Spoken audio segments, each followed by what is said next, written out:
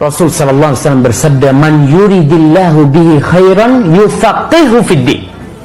Barang siapa yang Allah menginginkan kebaikan buat orang itu. Nih, salah satu standar, salah satu ukuran kita ini dicintai Allah apa enggak?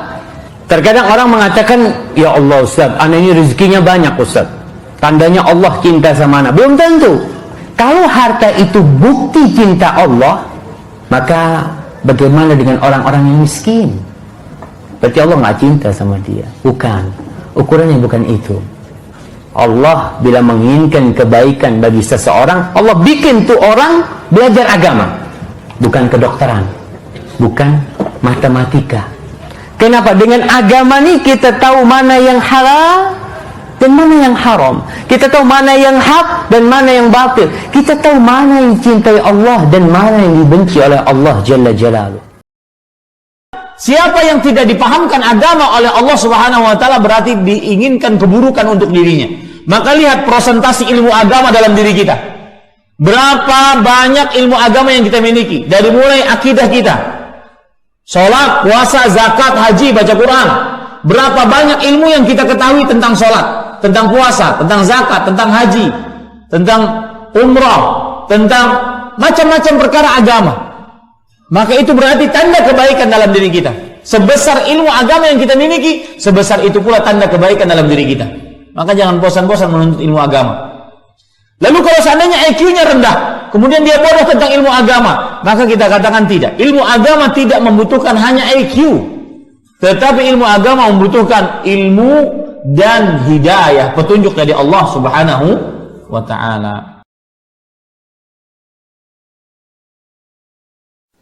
Nabi sallallahu alaihi wasallam bersabda, "Wa man salaka tariqan yaltamisu fihi 'ilman, sahalallahu lahu bihi tariqan ila al-jannah."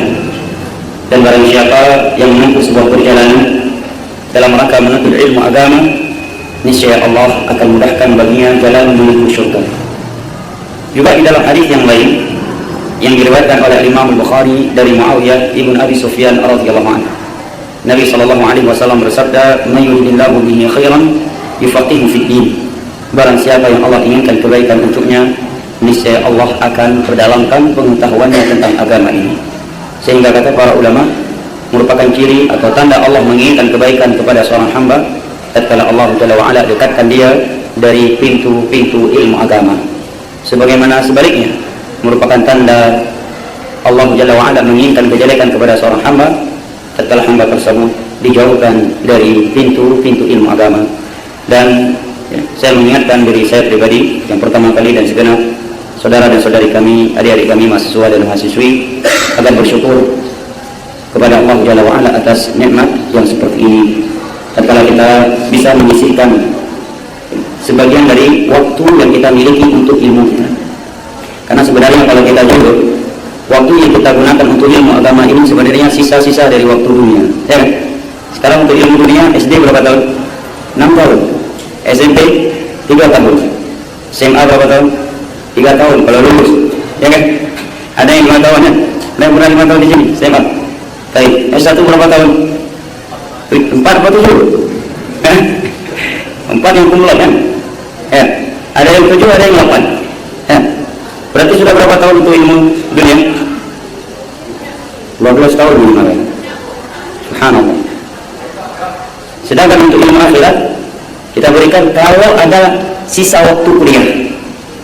Kalau ada sisa waktu dunia, baru kita berikan untuk ilmu akhirat. Padahal kampung halaman kita yang sesungguhnya adalah akhirat.